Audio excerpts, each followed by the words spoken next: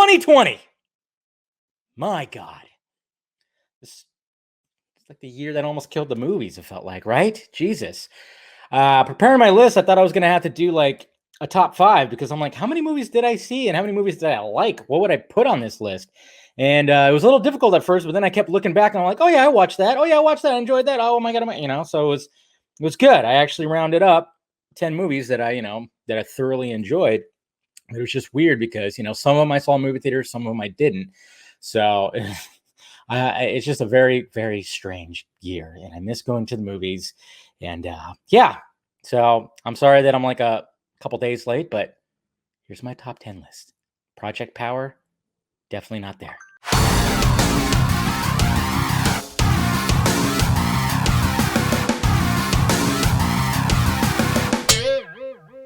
What is happening, my film friends? Dave the Film Junkie here. All right, let's do this. I'm just going to do it in a style like this. Just go through and talk about these 10 movies that I enjoyed this past year. And like, there's a couple on this list where I was like, I think there's probably about 3 or 4 on this list. I went, oh yeah, that did come out in 2020. That's right. Cool. And I was just thinking it came out the year before, but yeah, guys, it's been, like I said, it's been a pretty interesting 2020. So here we go, guys. My 10th favorite movie that came out in 2020, Bill and Ted Face the Music. That's right. It's cheesy. It's dumb. It's nothing to like go crazy about, but I am a huge Bill and Ted fan. Okay. I love Bill and Ted's excellent adventure. Bogus Journey. It's a little rough now when I watch it as an adult. Because when I was a kid, I loved it. I remember I wore a backwards netted red hat and a green flannel because of the way Bill was dressed in that. But yeah. But I enjoyed this. It was nice to see them two back together. It was stupid. It was cheesy.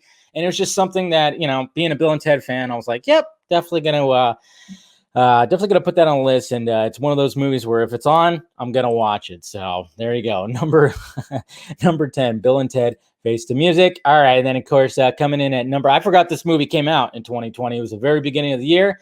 But The Gentleman, Guy Ritchie, back in form, his form. Okay. None of this Aladdin shit. It's Disney stuff that he was doing. But he was back. Of course, amazing cast. Colin Farrell, probably the funniest out of this whole cast. Like, his character is absolutely nutty. And Matthew McConaughey is great. So is Hugh Grant. I mean, so is Charlie Hunnam. Everybody's great in this movie. And it was just nice to see Guy Ritchie just get back into that, that kind of like gangster-esque, like British gangster kind of stuff. And very enjoyable watch and highly suggested. So there you go. There's number 9, which is The Gentleman. All right, coming in at number 8. Whoops. Well, coming in number 8 is actually The Old Guard. Now, this is a movie that I was like, oh yeah, another movie I forgot that came out this year because it came directly on Netflix. But it's Charlize Theron, fantasy, all that stuff. Her kicking ass action. It's a pretty interesting story. They do set it up for a sequel, and apparently it was huge. It's probably going to get a sequel. And I enjoyed it. I enjoyed it because, the mythology of these characters and how she is, how she is to be, how she's kind of pretty much immortal, and then how she's not being so immortal anymore. But, I really enjoyed this movie. I thought it was a pretty damn good cast. And like I said, great action. So that's my number 8 choice. And then coming in number 7, another movie that I forgot came out this year because it was like, what the fuck? But naturally, Bad Boys for Life, which I don't know why they didn't save For Life till the 4th movie. But yes, Bad Boys for Life is number 7 on my list. Enjoyed it through. Like I was worried. I was like, am I going to enjoy this movie? Because I don't know. It's not Michael Bay this time. And I was like, you know what? This movie is pretty damn enjoyable. Like, I mean, the camaraderie, the chemistry that Martin Lawrence and Will Smith have. I mean, you can't beat it. You really can't beat it. I mean, yeah. Some of the action wasn't like the other ones, you kind of missed the Bayism, but I forgot who's the director, but he tried. He tried to get those Bayisms in there. But I mean, what takes it home is just the fact that Martin Lawrence and Will Smith just have that chemistry together. And it took some twists. This movie had some twists in it they didn't really see coming. I was like, what the fuck? What the hell's going on here? This is interesting. So there you go, guys. That is number 7, Bad Boys for Life. Now coming in at number 6, The Invisible Man. That's right. Really enjoyed this. Lee Whannell directed, of course. Elizabeth Moss. Saw this one. I think it was like the second to last movie I saw in the movie theater before before the pandemic hit. But yeah, this movie is pretty fantastic. A nice little updated spin on the Invisible Man story. And, it has to do with technology and a crazy guy in a toxic relationship. And a lot of good twists in here, too, because obviously it's Leigh Whannell.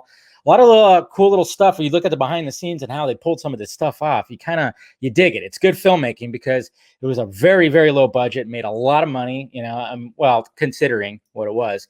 And, great date movie. I tell you what, absolutely. Why not? So Invisible Man's number 6. Coming in at number 5, great performance by, a veteran actor and director. The Way Back, Ben Affleck. Yes, this was actually the last movie I saw in the movie theater before the pandemic really hit and theaters shut down. Excellent movie. You could tell why Ben Affleck chose to be in this movie.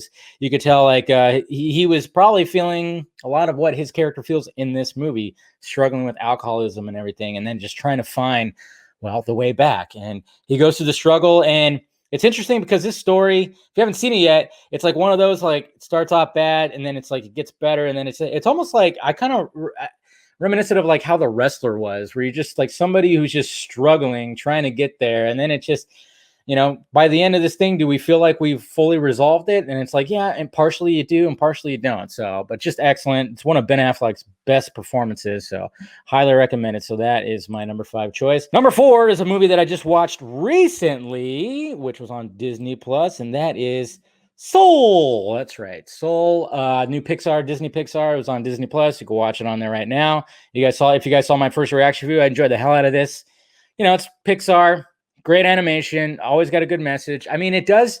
I thought it was going to go a different direction when when everything was like the resolution gets there when you get to the end. I thought it was going to go a little bit of a different direction, but it didn't. But overall, I enjoyed it because, yeah, like I said, it's always Pixar always manages to they manage to combine adult humor and child humor, where it's just like, I don't know how they do that balance where it could be entertaining for both. And like I said, the animation top notch. It's got a good message, got great music, not to mention, not just all the jazz that happens in there, but it's also scored by Trent Reznor, and like you hear it and it's really damn good. So there you go. Number 4, Soul, and I highly recommend it. And coming in number 3, Christmas movie for the ages for 2020 for sure, Fat Man.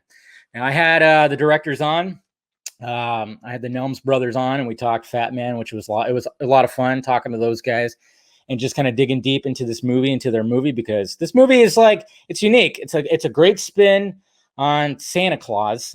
And like I said 100 times, talking about this movie, was the fact that what really drove it home, like what really set it up for me, was the fact that in this world, Santa Claus just exists. Everybody knows that he exists. There's no oh, you believe him, oh, then you don't believe him. When you have those kind of movies where it's like, wait, Santa Claus, you don't believe Santa Claus is real, but how come there's he is real and he's dropping off presents? Do these parents just go how did that dollhouse magically appear? I don't get it.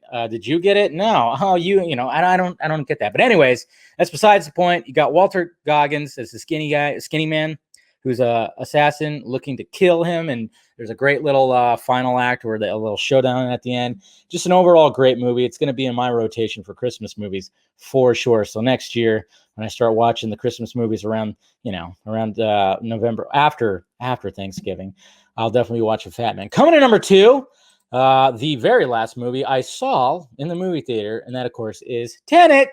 Now, I know some people didn't enjoy this movie. I, for one, did. I've seen it twice now. I now own it. And, it's just super enjoyable. Of course, watching it again, you start understanding it more and you start looking at things more. And now it's like I really just need to watch it again just to really connect it all and finally be okay, now I'm right there with you. And some people didn't like it. It's understandable. I've heard their arguments. I'm like, okay, I get it, but I really, really enjoyed it. It's a unique, it's a very original movie. Obviously, Christopher Nolan loves to do that, and it's crazy. It's absolutely crazy. But yeah, this was the last movie I saw in the movie theaters, and it's holy shit. And it's just crazy that that's the case. But it was loud. It definitely was loud.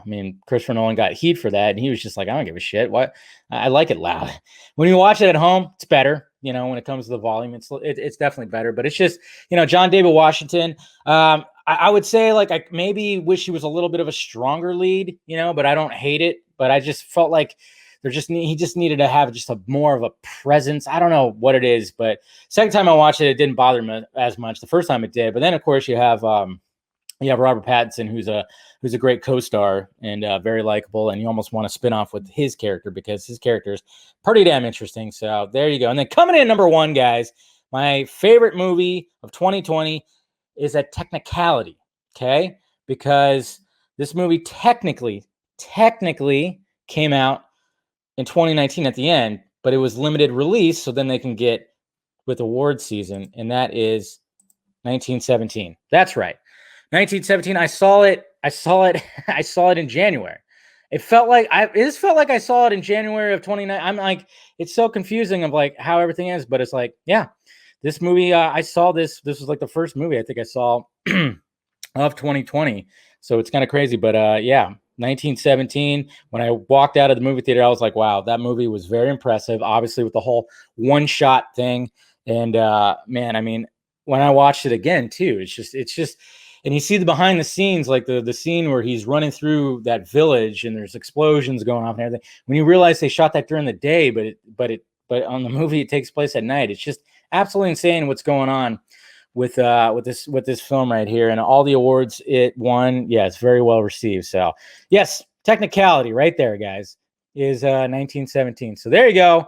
That is my top 10 2020 list right there. Like I said, it was a little bit of like, how am I going to put this together when it felt like I didn't see like any movies last year? But there you go, guys. Let me know some of yours down below. Let me know what your favorites were of 2020. Hit that like, thumbs up button if you'd be so kind. Hit that notification bell so you know when I'm doing this stuff. Follow me in the Sock Meds down below. Twitter, Instagram, Facebook. And then, of course, you got the Patreon. If you want to help out the Patreon, you could join the Film Junkie membership. If you want to, hit the join button down below as well. And then, of course, you got Patreon. If you want to join the Film Junkie Patreon and help out the pirate ship, surely would appreciate it. And then, of course, I got promo happening in the Film Junkie closet. So with the merchandise, we got Promo Junkie. So when you're checking out, you pick a shirt or pick a hoodie, pick whatever in the Film Junkie closet. Just say you have a promo code and use promo code JUKEE Junkie, and you'll get $3 off your purchase. So get it. All right, guys. I'll talk to you later.